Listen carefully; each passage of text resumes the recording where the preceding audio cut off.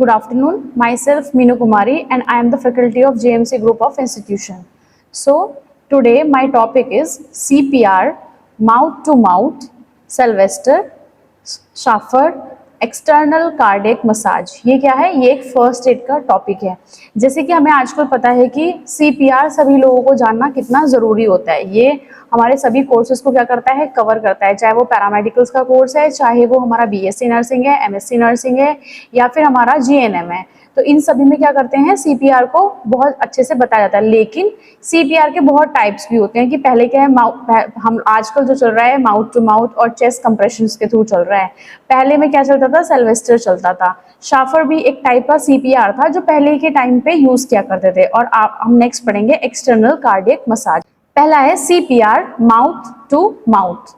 Mouth to mouth resuscitation भी कहते हैं उसको और रेस्क्यू ब्रीथिंग भी कहते हैं। Is still recommended for infants and children and for adults in specific situations like drowning और ड्रग ओवरडोज। मतलब कि सीपीआर जो होता है, जो सीपीआर को हम रिसक्सिटेशन भी कहते हैं, माउथ टू माउथ रिसक्सिटेशन या फिर उसको रेस्क्यू ब्रीथिंग भी कहते हैं। ये किसके लिए रिकमेंड किया जाता है? इन्फेंट्स के लिए, छोटे बच्चों के लिए और अडल्ट्स के लिए और चिल्ड्रंस के लिए।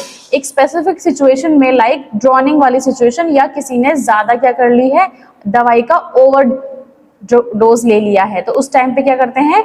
माउथ टू माउथ काम आता है। व्हाट टू डू फर्स्ट, कि हमें सबसे पहले क्या करना चाहिए before you begin CPR. CPR की फुल फॉर्म होती है कार्डियो पल्मोनरी रिसक्सिटेशन। इसमें क्या होता है कि आप कोई भी चीज सीपीआर देने से पहले assess the situation to ensure it's safe for you and the person who has collapsed. हमें क्या करना है? सबसे पहले सीपीआर देने से पहले ये असेस करना है कि जहां पर जोन सी सिचुएशन में हम लोग उसको सीपीआर दे रहे हैं, क्या वो सेफ जगह है या नहीं है, या फिर हमारे लिए सेफ है या नहीं है, या उस पर्सन के लिए भी सेफ है या नहीं है। इस चीज का ध्यान रखते हुए हमें क्या करना है? सीपीआर स्टार्ट करना चाहिए। टैप एंड शाउट, क्या करना है? जो पेशेंट कोलैप्स हो गया है, जिसको क्या है, हार्ट रेट नहीं आ रही है, ब्रीदिंग नहीं आ रही है, तो हमें क्या करना है? उसकी शोल्डर पे ऐसे टैप करना है और चिल्लाना है, हेलो मिस्टर विवेक, कुछ भी उसका नाम क्या करना है? लेना है। Check if the person response to you, ये चेक करना है कि क्या पता, जरूरी नहीं है कि किसी भी पेशेंट को सीपीआर या कार्डियक अरेस्ट आया हो, जरूरी नहीं। क्या करना है? कोई भी बेहोश भी हो जाता है, किसी का बीपी लो हो जाता है, तो सबसे पहले ऐसा ना हो कि किसी का बीपी लो हो रखा हो या फिर कोई ऐसी चक्कर खा के गिर गया हो और हमने क्या कर दिया? सीपीआर देना स्टार्ट कर दिया। नहीं, क्या करना है? टैप करना है उसके शोल्डर को और उसको चिल्लाना है, मिस्टर विवेक, विवेक क्या तुम्हें आवाज आ रही है? इस तरीके से उससे बात करनी है। बट इन केस ऑफ जब आवाज नहीं आती है तब हमें क्या करना है? सीपीआर शुरू करना है, लेकिन पहले हमें पर्सन का रिस्पॉन्स चेक करना है। नेक्स्ट है call emergency service. Emergency call करना है, जो भी सर्विसेज जो होती हैं इमरजेंसी कॉल हमें उनको करना है।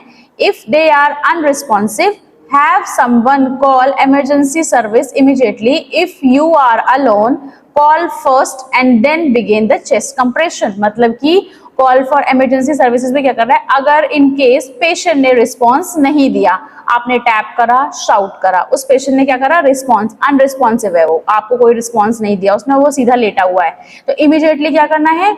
इमरजेंसी कॉल करनी है। अगर आप अकेले हैं तो सबसे पहले कॉल करो और उसके बाद चेस्ट कंप्रेशन, क्योंकि अगर आपने एक बार चेस्ट कंप्रेशन शुरू कर दिया तो आप उस फ्लो को नहीं तोड़ सकते हो। तो पहले क्या करना है? कॉल करना है, किसी भी हॉस्पिटल में किसी भी इमरजेंसी नंबर पे कॉल करना है और बताना है कि ये जगह है और यहाँ पर मिस्टर विवेक नाम का जो भी है वो गिर गए हैं, आप फटाफट से आइए, तब तक मैं सीपीआर देता हूँ, क्योंकि सीपीआर करते टाइम फ्लो नहीं टूटना चाहिए। तो फिर नेक्स्ट है हमारा call for emergency services. Next है retrieve an AED. If there is someone else available, ask them to find an automated external defibrillator। मतलब कि अगर आपके पास कोई और पेशेंट है या कोई और आपके साथ हेल्प करने के लिए है, तो उसको ये बोलना है कि फटाफट से क्या करना है? ऑटोमेटेड एक्सटर्नल डिफिब्रिलेटर का क्या करो? इंतजाम करो। जैसे कि इस वाली इमेज में दिखाई दे रहा है कि एक क्या कर रहा है? माउथ टू माउथ उसको क्या कर रहा है? सीपीआर देने की कोशिश कर रहा है। तो उस टाइम पे क्या करना है? दूसरा पर्सन जो उसकी हेल्प कर रहा है उसको ये कहना है कि तुम फटाफट से हॉस्पिटल में जाओ, एक डिफिब्रिलेटर का क्या करो? इंतजाम करो। नेक्स्ट ये देखो, ये सिचुएशन होती है, वो जो था वो अडल्ट वाली सिचुएशन थी, जो बड़े होते हैं। ये एक बच्चे के लिए है कि किस तरीके से एंगल होना चाहिए, हेड क्या होना चाहिए, टिल्ट होना चाहिए, नेक स्ट्रेट होनी चाहिए और चेस्ट, ताकि हमें पता लग सके कि उस हम लोग जो माउथ टू माउथ दे रहे हैं क्या वो सही जगह जा रही है नहीं जा रही है, उसके लंग्स फूल रहे हैं या नहीं फूल रहे हैं। ठीक है, तो इस तरीके से क्या करते हैं, माउथ टू माउथ देते हैं। नेक्स्ट है सिल्वेस्टर CPR। ये क्या होता है, the Sylvester method is an outdated technique. ये एक आउटडेटेड टेक्निक है, आजकल हम इसको यूज नहीं करते हैं। फॉर द आर्टिफिशियल रेस्पिरेशन, जिसकी सांस नहीं आती है उसके लिए पहले के टाइम में क्या करते थे, सिल्वेस्टर मेथड यूज करते थे। Developed in 1858 by English physician Henry Robert Sylvester. किसने इसको डेवलप किया था, एक फिजिशियन था जिसका नाम क्या था, हेनरी रॉबर्ट सिल्वेस्टर था। इसने उसको इन्वेंट किया था 1858 में कि हम इस मेथड के थ्रू भी आर्टिफिशियल रेस्पिरेशन दे सकते हैं। It is not related to the actor Sylvester Stallone. ये किसी एक्टर से रिलेट नहीं करता है, क्योंकि सिल्वेस्टर स्टालोन क्या है, एक एक्टर है। हम बात कर रहे हैं फिजिशियन की। The method was widely used to the late 19th and early 20th century, but has since been replaced by more effective modern techniques, CPR techniques. मतलब कि पहले के टाइम में 90s और 80s में सिल्वेस्टर मेथड यूज करते थे, लेकिन आजकल क्या हो गया है, CPR मतलब कार्डियोपल्मोनरी रिसक्सिटेशन की क्या हो गई है, टेक्निक्स ज्यादा आ गई है, डेवलप्ड हो गया है ज्यादा हमारे मेडिकोज में। तो क्या कर दिया है, उस वाले जो सिल्वेस्टर CPR था उसको क्या कर दिया है, बंद कर दिया गया है। इसलिए बंद भी नहीं करा गया, उसकी जगह रिप्लेस करा है कि और मॉडर्न टेक्निक्स के थ्रू क्या कर सकते हैं, हम पेशेंट को जल्दी बचा सकते हैं। Next, how Sylvester method was performed, कि किस तरीके से इस मेथड को करते थे। The person was laid on their back with a pillow under their shoulder to help tilt their head back and open the airway. क्या करते थे, पेशेंट को सीधा लिटा दिया करते थे, किसी भी पर्सन को सीधा लिटा देना है उसकी बैक पर, उसके बाद उसके गर्दन के नीचे पिलो लगा देना है ताकि उसके शोल्डर जो है थोड़े से ऊपर उठ जाए और जो उसका हेड है क्या हो जाए, वो नीचे की तरफ लटक जाए, जिससे क्या होता है, जो एयरवे होता है वो क्या हो जाए, ओपन हो जाए। Next, the rescuer would grab the person's wrist and lift their arms over their head to help expand the chest and draw air in inhalation. मतलब कि जो रेस्क्यूअर होता है, जो उसको बचा रहा है, उसको वो क्या करता है, पेशेंट के या पर्सन के हाथ को और उसकी जो रिस्ट होती है उसको ऊपर की तरफ खींचता है ताकि क्या हो सके, उसकी जो गर्दन है वो सीधी हो सके, चेस्ट क्या है, एक्सपेंड हो सके अच्छे से, और जो हवा है वो डायरेक्टली क्या जा सके, अंदर जा सके। Next, the rescuer would bring the person's arm down and press them against the side of the chest to force air out, मतलब कि एक्सहेलेशन। नेक्स्ट में क्या करना है, पहले वो क्या कर रहा था, उसके आर्म्स को ऊपर की तरफ लिफ्ट कर रहा था ताकि चेस्ट क्या हो सके, एक्सपेंड हो सके। नेक्स्ट स्टेप में क्या कर रहा है, रेस्क्यूअर जो उसकी जान बचा रहा है, उसके जो आर्म्स है उनको सीधे नीचे कर देगा चेस्ट की तरफ को और उसको नीचे की तरफ प्रेस करेगा ताकि जो श्वास अंदर दी थी वो क्या हो सके, फोर्स के साथ बाहर आ सके। This cycle was repeated approximately 15 times पर मिनट, मतलब 15 बार 1 मिनट में इस साइकिल को क्या करना होता था, रिपीट करना होता था। तो ये होता था सिल्वेस्टर मेथड। ये एक इमेज है, ये देखिए, इस तरीके से पहले पर्सन को क्या करा उन्होंने, नीचे वाली इमेज में दिखाई दे रहा है, पर्सन जो है पहले उसके हाथ और रिस्ट को ऊपर की तरफ खींचा, ये वाला जो पर्सन है उसको क्या कर रहा है, एयर दे रहा है, सामने वाला पर्सन उसकी चेस्ट को देख रहा है कि फूल रही है नहीं फूल रही है, जो हवा अंदर गई है उसको बाहर भी निकालना है। तो ऊपर वाली इमेज में क्या करा, वापस हाथों को नीचे ले जाके नीचे की तरफ बेंड करा, तो इससे क्या हो गया, जो हवा थी जो एक अंदर डाली थी वो क्या हो जाएगी, बाहर हो जाती है। तो ये एक पोजीशन होती है, शोल्डर्स के नीचे क्या करते हैं हम लोग, ताकि उसका जो हेड है, उसका एयरवे जो है वो अच्छे से ओपन हो जाए, तो शोल्डर्स के नीचे क्या कर देते हैं, पिलो लगा देते हैं। तो ये पूरा का पूरा जो है सिल्वेस्टर मेथड है।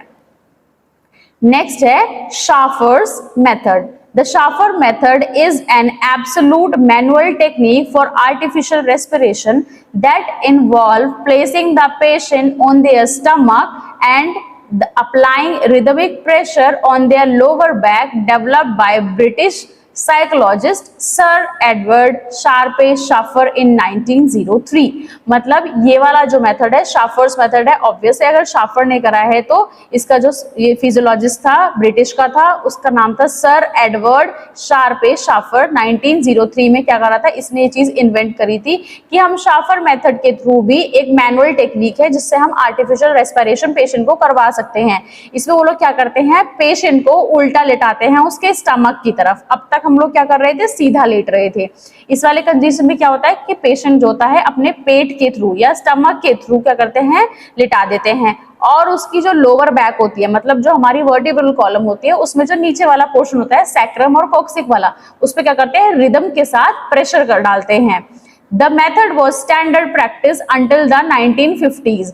लेकिन ये क्या, इसको एक स्टैंडर्ड मेथड माना गया था 1950s तक, लेकिन but is no longer recommended due to its insufficiency compared to modern technique. मतलब उसका क्या हुआ कि जो मेथड ये चला रहे थे, जो भी थे सर थे हमारे, सर एडवर्ड शाफर थे, इन्होंने क्या करा था, इस मेथड को चलाया, लेकिन वो बहुत ज्यादा दिन तक चला नहीं, क्योंकि as compare to modern technique CPR के कंपेयर में उसकी जो टेक्निक्स थी वो थोड़ी सी इनसफिशिएंट थी, थोड़ी सी कम थी, क्योंकि पेशेंट क्या है अच्छे से सांस नहीं ले पा रहा था शाफर्स मेथड में। नेक्स्ट है how the Schafer method worked, किस तरीके से उसको परफॉर्म करते थे। पोजीशन द पेशेंट, पहले पेशेंट की पोजीशन क्या होती थी, the individual was placed face down prone, मतलब उसका जो मुंह होता था वो नीचे की तरफ होता था, जमीन की तरफ उसका मुंह होता था, prone position, with a pillow और a rolled cloth under their chest. और क्या करते थे, उसके चेस्ट के अंडर में एक पिलो लगा दिया करते थे या फिर गोल बना के एक क्लॉथ लगा दिया करते थे। One arm was extended straight over their head, एक आर्म को सीधा उसके हेड से ऊपर पार कर दिया करते थे, and the other was bend at the elbow, और दूसरी वाली को एल्बो तक ही बेंड कर देते थे, विद देयर फेस, उसके फेस के साथ साथ, resting on the four arm and turned outward, और उसी कंडीशन में क्या करते थे, फोर आर्म को उल्टी तरफ घुमा के बाहर की तरफ निकाल दिया करते थे। This prone position was considered advantages for draining water from the lungs in case of drowning. अगर हमारे लंग्स में पानी भर गया होता है जिसकी वजह से कार्डियक अरेस्ट आया है या फिर उसको रेस्पिरेशन में प्रॉब्लम हो रही है, तो उस टाइम पे क्या करते थे, इस वाली कंडीशन में इस वाली पोजीशन देने से क्या होता था, जो पानी होता था उसके लंग्स में वो बाहर आ जाता था। Next, apply pressure. The rescuer would kneel beside the person's thighs and place their hands on the lower back over the bottom of the ribs. Rescuer क्या करता था, उसके थाइज के पास बैठता था और अपने हैंड्स को उसके लोअर बैक पे रख के बॉटम से रिब्स की तरफ वो जाता था, ताकि जो पानी लंग्स में भर गया है वो क्या हो सके, निकल सके। Next, stimulate exhalation. ये क्या होता है, the rescuer would lean forward slowly, apply their body weight on the person's back to force air out of the lungs. This was meant a mimic a natural exhalation. क्या करता था इसमें, जो rescuer है जो उसको बचा रहा था वो अपने हाथ से लोअर बैक से शुरू करता था और लंग्स की तरफ प्रेशर को क्या करता था, अप्लाई करता था, और जिसकी वजह से उसका बॉडी का जो भार होता था वो सारा का सारा उस पेशेंट के ऊपर होता था। तो इसकी वजह से क्या होता था, तो लंग्स में जो एयर होती थी या वाटर होता था वो क्या होता था, बाहर निकल जाता था। ये होती है एक natural exhalation. Next, stimulate inhalation. The rescuer would then swing back to their original position, releasing the pressure. The chest's natural elasticity would cause it to expand, drawing air back into the lungs. Stimulate inhalation में क्या होता था, अब जो जिस pressure से वो rescuer आगे गया वो उसी तरीके से पीछे की तरफ स्विंग करके, से एक झूला होता है ना, पहले ऊपर जाता है फिर पीछे की तरफ अपने आप आ जाता है, तो वो रेस्क्यूअर क्या करता था, पीछे की तरफ आता था, पूरा का पूरा जो फोर्स होता था, प्रेशर होता था, उसको रिलीज कर दिया करता था। नाउ वो देखता था कि अब चेस्ट की इलास्टिसिटी कैसी है, हवा या जो श्वास है वो वापस ले पा रहा है या नहीं ले पा रहा है। Next, repeat these movements will repeated at the rate of about 12 times per minute। मतलब कि 1 मिनट में इस मूवमेंट को वो कितने टाइम्स करता था, 12 बार वो करता था।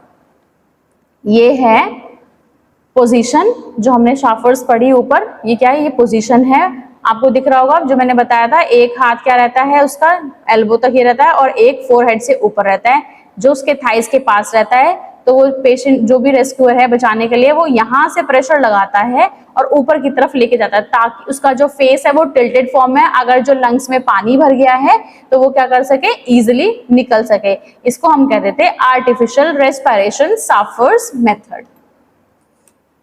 ये भी एक टेक्निक है। इसमें आप देखो, इसमें ले डाउन कर रखा है और पीछे बैक लोअर से प्रेशर क्या है, ऊपर की तरफ लगा रहा है। नेक्स्ट है एक्सटर्नल कार्डियक मसाज, कि ये क्या होता है पहले हम पढ़ते हैं। External cardiac massage more commonly known as chest compressions, इसको क्या बोलते हैं हम, चेस्ट कंप्रेशंस बोलते हैं। और it is a crucial part of CPR, और ये सबसे इंपॉर्टेंट पार्ट होता है सीपीआर का। It is a life saving technique used when a person's heart has stopped beating। और CPR क्या होता है, लाइफ सेविंग टेक्निक होती है जिससे कि अगर जिस पर्सन का हार्ट जो होता है वो बीट करना बंद कर देता है तो उस कंडीशन में क्या करते हैं, CPR प्रोवाइड करते हैं with the goal of manually pumping blood to the brain and other vital organs until the medical help arrives। CPR क्यों देते हैं, उसका गोल ये होता है ताकि जिस पेशेंट का हार्ट ने बीट करना बंद कर दिया है तो इस केस में हम CPR देते हैं ताकि वो जो ब्लड है वो पंप कर सके अब पूरी बॉडी के अंदर और जो इंपॉर्टेंट हमारे ऑर्गन्स होते हैं, जब तक कोई मेडिकल फैसिलिटी हमारे पास नहीं पहुंचती है। The American heart association recommends 2 main types of CPR for adult. और जो अमेरिकन हेल्थ एसोसिएशन हैं इन लोगों ने 2 मेन टाइप्स का 2 तरीके बताए हैं CPR करने के अडल्ट के अंदर। ये है चेस्ट कंप्रेशंस, ठीक है। इसमें स्टर्नम क्या हो रही है, डिप्रेस हो रही है 4 to 5 सेंटीमीटर, रेट है हमारा 100 पर मिनट। इस तरीके से क्या करते हैं, चेक करते हैं और इस तरीके से हम क्या करते हैं, पेशेंट को CPR देते हैं। हमारा जो बॉडी होती है वो पूरी की पूरी पेशेंट के ऊपर लाए होती है। नेक्स्ट है हैंड्स ओनली, ये पहला था हमारा एक्सटर्नल में, ये वाला पहला था हैंड्स ओनली CPR, पहले हम सिर्फ हाथ से CPR दे रहे हैं। This method is recommended for untrained bystanders and consist of continuous chest compression. Hand only method में क्या होता है, ये जो जिन लोगों को CPR देना ठीक से नहीं आता है उनके लिए क्या होता है, ये लाभदायक होता है, उनको ही ये चीज रिकमेंड की जाती है जिनको नहीं आता है कि आप हैंड से सिर्फ दे सकते हैं। तो इसका एक्शन कैसा होता है, push hard and fast in the centre of the persons chest. क्या करना है, हार्डली पुश करना है, जल्दी जल्दी पुश करना है, कहां पर, पेशेंट्स के या पर्सन के चेस्ट के बीच में। नेक्स्ट रेट क्या है, maintain a pace of 100 to 120 compressions per minute. 1 minute के अंदर 100 से 120 कंप्रेशंस का क्या करना है, मेंटेन करना है। A good way to remember the rate is to press to the beat of a song like staying alive. क्या करना है, सबसे बेस्ट अच्छा तरीका ये है कि जिस तरीके से हम प्रेस कर रहे हैं उसको, उसके जो चेस्ट को हम प्रेस कर रहे हैं वो एक सॉन्ग की रिदमिक फॉर्म में होना चाहिए, जैसे कि स्टे इन अलाइव, कि अंदर ही तुम जिंदा रहो। हाउ लॉन्ग, इसको कब तक करते हैं, continue compressions until the emergency medical help arrives. कब तक करना है, जब तक कोई मेडिकल इमरजेंसी या मेडिकल हेल्प हमारे पास नहीं आ पाती है। ये है प्राइमरी कार्डियोपल्मोनरी रिसक्सिटेशन। पहले हेल्प के लिए फोन करना है, फिर उसके लिए सही पोजीशन लगानी है, उससे पूछना है, चिल्लाना है। अगर वो नहीं दे रहा है तो 2 बार माउथ टू माउथ करना है, देन 30 बार हमें क्या करना है, चेस्ट कंप्रेशन करना है। और इस मीनवाइल टाइम में जब तक रिपीट करेंगे तब तक हमारे पास क्या जाती है, मेडिकल फैसिलिटी पहुंच जाती है। नेक्स्ट है how to perform chest compressions. पहला था हैंड वाला, दूसरा है chest compressions. Check for responsiveness, shake the person and ask loudly are you okay. पहले क्या करना है, उसका रिस्पॉन्स चेक करना है, उसको शेक करना है पर्सन को और जोर से पूछना है क्या तुम ठीक हो। Next call for help, call emergency services, आप हेल्प के लिए कॉल करना है, हॉस्पिटल में इमरजेंसी सर्विसेज को कॉल करना है। प्लेस द पर्सन, पर्सन को क्या करना है, प्लेस करना है। Lay the person on their back on a firm surface such as floor. उबड़ खाबड़ वाला रास्ता नहीं होना चाहिए, एक प्लेन सरफेस होना चाहिए ताकि पेशेंट को जब हम चेस्ट कंप्रेशन दे ऐसा ना हो कि पेशेंट का जो क्या है, आधी बॉडी तो ठीक है लेकिन आधी बॉडी किसी ऊपर नीचे वाले जगह पे लेटी हुई है। उससे क्या होगा, अगर हम कंप्रेशन दे रहे हैं तो एक जगह ज्यादा प्रेस हो जाएगा, हो सकता है कि उसकी हड्डियां टूट जाए। तो कोशिश करना है क्या कि पेशेंट को जो लिटाना है वो एक सीधा होना चाहिए, सीधा सरफेस होना चाहिए। Next, hand position, kneel beside the patient, place the heel of one hand in the center of the chest and place your other hand on the top, interlocking the fingers। क्या करना है, जो हम लोग hand position होती है तो कुछ इस तरीके से क्या करते हैं, हम पेशेंट के ऊपर पोजीशन बनाते हैं कि उसका जो हाथ है वो सेंटर पर है, एक हाथ तो नीचे रहेगा, दूसरा हाथ ऊपर रहेगा, और इस तरीके से क्या करना है, कंप्रेशंस देने हैं। फिंगर्स एक दूसरे को इंटरलॉकिंग वाली पोजीशन होनी है, छूटनी नहीं चाहिए फिंगर। अगर इस तरीके से छूट गई तो क्या होगा, रिदम टूट जाएगा। तो हमारी जो भी फिंगर्स होती है कुछ इस तरीके से इंटरलॉक करनी चाहिए। Next, body position, position your shoulder directly over your hand and keep your elbows straight. हमारी जो बॉडी होती है, अगर फॉर एग्जांपल मेरे सामने कोई पेशेंट है तो हमें क्या कोशिश करनी है, हमारी जो बॉडी है हमारे शोल्डर्स के साथ पेशेंट के ऊपर डायरेक्ट इस तरीके से होनी चाहिए, और हमारे हाथ जो होते हैं और जो हमारी कोहनी होती है वो क्या होनी चाहिए, स्ट्रेट होनी चाहिए। नेक्स्ट, कंप्रेस, किस तरीके से कंप्रेस करना है, पुश डाउन हार्ड, नीचे की तरफ जब प्रेस करेंगे तो हार्ड होना चाहिए, एंड फास्ट कंप्रेसिंग, जल्दी जल्दी करना है। The chest about 2 to 4 inch क्या करना है, प्रेस करना है, 2 से लेके 2.4 इंचेस तक अंदर की तरफ प्रेस करना है। Allow the chest to return to its normal position between each compression. जब आप 30 कंप्रेशंस दे रहे हो तो क्या करना है, मिनट का वेट करना है कि जितनी हमने चेस्ट अंदर की तरफ डाली थी वो रिकॉइल हो सके, क्या हो सके, वो वापस आ सके। तो ये क्या होता है, कंप्रेस। ये देखिए, ये पोजीशन है, ये एक क्या है, रेस्क्यूअर है या बचाने वाला है। इस तरीके से जो हिप जॉइंट भी होता है हमारी बॉडी का, पेशेंट के ऊपर लाई डाउन होना चाहिए। इस तरीके से हमारी जो बॉडी होती है पेशेंट के ऊपर होनी चाहिए, और जब चेस्ट कंप्रेशन दे रहे होते हैं तो ये हमारी कुछ पोजीशन होनी चाहिए। ठीक है, जो ये वाला हिप वाला पोर्शन है और ये फैल्कम जो है ऊपर की तरफ और ये नीचे की तरफ, कुछ एंगल हमारे ऐसे बनने चाहिए, और इस तरीके से हाथों को इंटरलॉक करना चाहिए। और जब हम चेस्ट को कंप्रेस कर रहे हैं 2 to 2.5 तक अंदर तक हम कंप्रेस कर सकते हैं। तो ये बात मैंने आज आपको बताई है अबाउट द CPR। ये टॉपिक क्या है, हमारा फर्स्ट एड का टॉपिक है।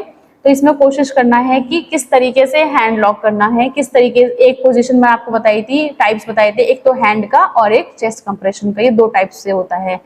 तो this is all about CPR कि माउथ टू माउथ कैसे देते थे, सिल्वेस्टर वाला पहले टाइम पे चलता था। ठीक है, तो ये सारे के सारे हमने आज CPR के बारे में बात करी। Thank you class.